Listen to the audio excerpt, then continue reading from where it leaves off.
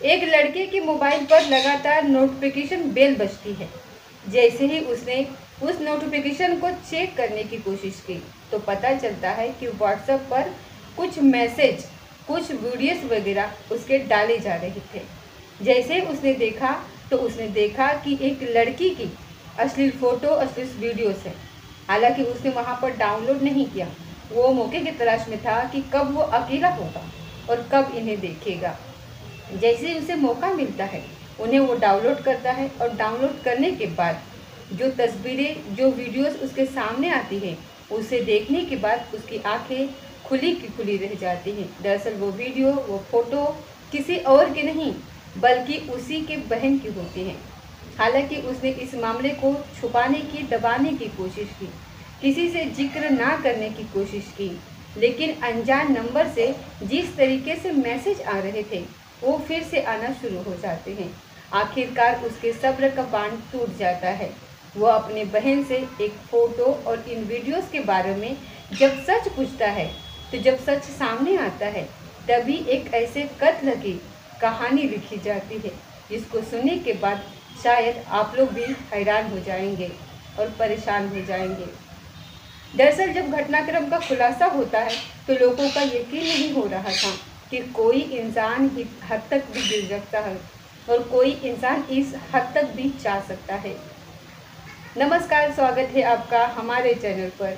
आज की जो सच्ची घटना मैं आपको सुनाने जा रही हूँ, ये सच्ची घटना है बिहार प्रदेश का। एक जिला लगता है मुजफ्फरपुर और उसी का एक थाना लगता है सदर थाना क्षेत्र। इसी का इलाका एक लगता है सहजानंद कॉलोनी, गली नंबर 9। 14 अगस्त 2024 की सुबह की ये बात है, जब लोग अपने सुबह सुबह अपने घरों से निकल रहे थे तभी लोग देखते हैं कि एक खाली जगह पर एक बोरी पड़ी हुई है जिसके चारों तरफ ब्लड लगा हुआ था। जैसे ही आसपास के लोगों ने ये देखा उसके बाद फिर घटना स्थल पर सैकड़ों लोगों का भीड़ वहाँ पर इकट्ठा हो जाती है और यहीं से पुलिस को सूचना दी जाती है।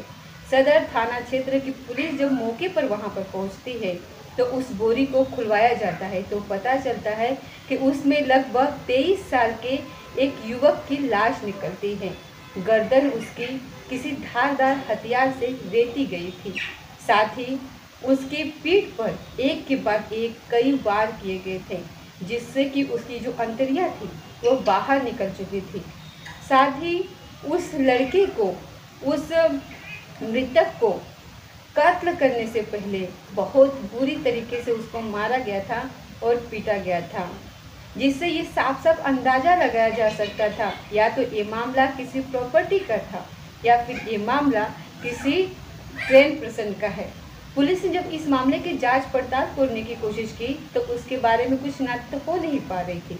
अब जैसे ही ये मामला सोशल मीडिया पर वायरल होता है तो इसी घटना से संबंधित इसी लड़के से संबंधित कुछ लोग थाने में संपर्क करते हैं और कहते हैं कि हमारा बेटा 13 अगस्त 2024 की रात से लगभग 8:30 बजे से लापता है। उसका मोबाइल नंबर काम नहीं कर रहा है। हमने उसे हर जगह तलाश करने की कोशिश की लेकिन वो मिल नहीं पा रहा।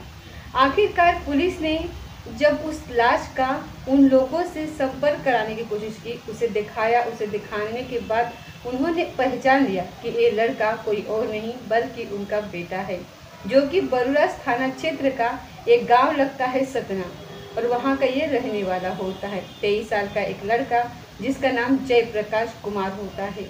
जयप्रकाश कुमार एक गोवा में रहकर इलेक्ट्रिशियन का काम करता है, लेकिन यहाँ पर अचानक कैसे आया, पुलिस के लिए, परिवार के लिए कई तरीके के सवाल यहाँ पर थे।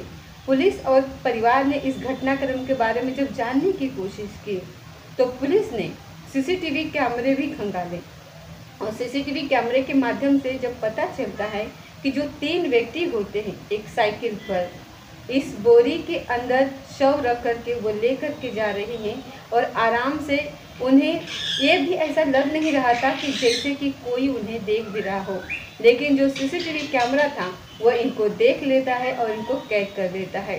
पुलिस ने इस सबूत को भी जुटाया, लेकिन अभी भी सवाल वहाँ पे यही का यही था कि आखिरकार वो 3 लोग कौन थे और क्यों हत्या की गई है, इसके पीछे का कारण क्या है।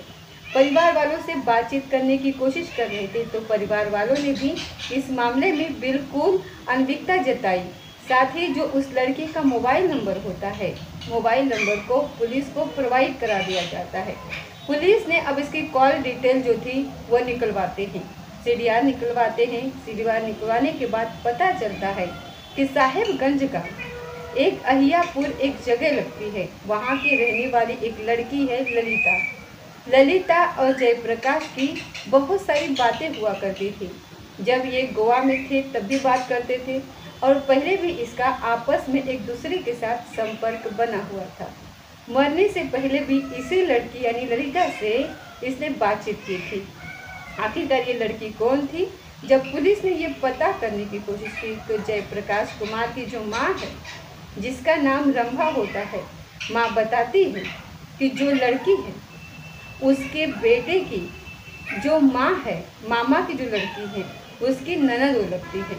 यानी कि इन दोनों की प्रेम कहानी साल 2021 से शुरू होती है, जब जयप्रकाश अपनी मामा के लड़की के घर जाता है तो उसे दिखाई वो देती है वहाँ पर ललिता, जो कि उसकी ननद होती है। ननद को देखते ही वो उससे प्यार कर बैठता है, प्यार का वो इजहार कर देता है और दोनों जब मौका मिलते था तब दोनों एक दूसरे से मिलते थे, बातचीत करते थे और धीरे धीरे वो एक दूसरे के इतने करीब आ जाते हैं कि एक दूसरे के साथ उनके अंतरंग रिश्ते भी शायद बनने लगे थे यहाँ पर।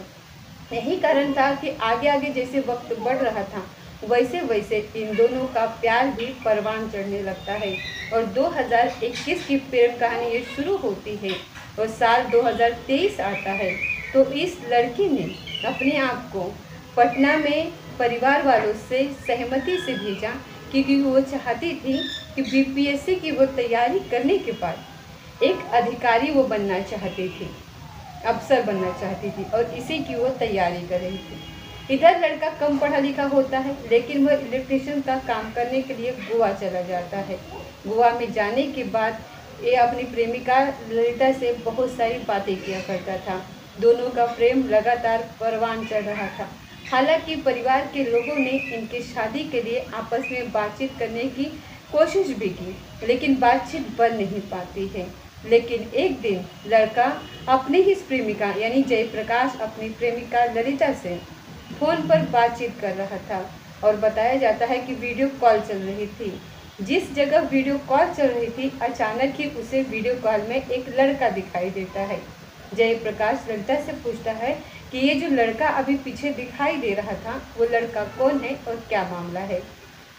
यही से इन दोनों के बीच में तकरार की स्थिति पैदा हो जाती है। अब उस लड़के यानी जयप्रकाश को ललिता पर जो शक था वो लगातार गहरा होने लगता है और इसी बात को देखते हुए आपस में एक दूसरे से कहासुनी भी यहाँ पर शुरू हो जाती है। जब कहासुनी शुरू हो जाती है तो वक्त आगे बढ़ रहा था और जैसे जैसे वक्त आगे बढ़ रहा था वैसे वैसे इनकी दूरियां भी बढ़ने लगती है और एक दूसरे से वो नफरत की स्थिति पैदा हो जाती है। यहाँ पर लड़के को यानी कि जयप्रकाश को लगता है कि शायद ये लड़की अब उससे या फिर उसके साथ नहीं है, उसे धोखा दे रही है। तभी उसने गुस्से में आकर कर अपनी ही प्रेमिका की यानी कि जो पिछले दिनों जो उसके साथ बीते थे उसकी कुछ अश्लील फोटो, अश्लील वीडियोस जो उसने अपने मोबाइल में कैद किया था उन्हें उसने उस लड़की यानी ललिता के रिश्तेदारों के पास भेजना शुरू कर दिया। ललिता इस बात को लेकर के परेशान हो जाती है क्योंकि जब ललिता के परिवार वालों के लोगों ने कहा कि तुम्हारी वीडियो, तुम्हारे फ़ोटो हमारे पास तक आ रही, तो ललिता ने पूरी कहानी बताई कि किस तरीके से जयप्रकाश ने उसे प्यार किया और किस तरीके से उसने उसको धोखा देना शुरू कर दिया। अब ये इस तरीके की यहाँ पर बात चलने लगती है। तभी ये प्लान बनाती है और प्लान बनाने के बाद बताया जाता है कि इस लड़के को गोवा से किसी तरकीब से बुलाया जाता है। लेकिन जैसे इस लड़की ने उस लड़के से यानी कि जयप्रकाश को फ़ोन किया तो जयप्रकाश कहता है कि मैंने तुम्हारे साथ जो किया है वो बहुत गलत है। कहीं ऐसा तो नहीं कि तुम मुझे बुलाकर अपने पास मुझे मार डालो, कहीं तुम मेरा कत्ल तो नहीं करना चाहती। तो लेकिन लड़की यहाँ पर कहती है कि मैं तुम्हारा कत्ल नहीं बल्कि मैं तुम्हारे साथ शादी करना चाहती हूँ। और मैंने अपने परिवार के 1-2 लोगों को मना भी लिया है। जब इस तरीके की बात होती है तो 13 अगस्त 2024 को वो लड़का मुजफ्फरपुर पहुंच जाता है। गोवा से लगभग 2000 किलोमीटर चलने के बाद वह अपने प्रेमिका के पास जाता है और एक होटल में बैठ करके ये आराम से खाना वगैरह या नाश्ता वगैरह करते हैं। और नाश्ता करने के बाद तब वो एक ऐसी जगह लेकर उसको जाती है जो कि उसके मामा के लड़के का किराए का मकान होता है। जैसे ही वो दरवाज़ा खोलता है तो पता चलता है कि उस लड़की के पिता, उस लड़की का भाई, उस लड़की का बहनोई और उस लड़की के मामा के लड़का मौके पर वहाँ पर मौजूद होते हैं।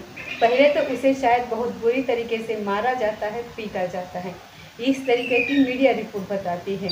उसके बाद जब उनका मन भर जाता है तब उस लड़के के गर्दन को रेत दिया जाता है और जैसे ही गर्दन रेती जाती है तो उसके बाद फिर उसके पेट में कोई धारदार चीज़ें मारी जाती हैं, हथियार मारे जाते हैं, जिसके वजह से उसकी जो पेट की आंतें थी वो बाहर निकल आती है।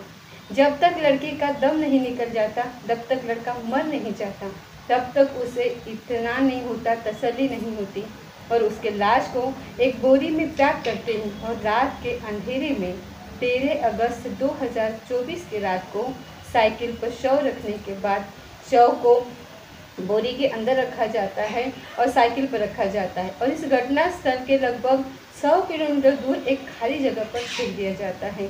लेकिन ये मामला पूरा सीसीटीवी कैमरे में कैद हो जाता है और जो बाकी कुछ कहानी थी उस मृतक लड़का यानी कि जो आशीष कुमार होता है, उन्होंने इस 5 आरोपियों के खिलाफ यानी कि ललिता, उसके पिता, उसके भाई, उसका बहनोई, उसके ममीरा जो भाई था, उनके खिलाफ मुकदमा दर्ज कराते हैं और फिलहाल पुलिस इस मामले की जांच पड़ताल में जुटी हुई है।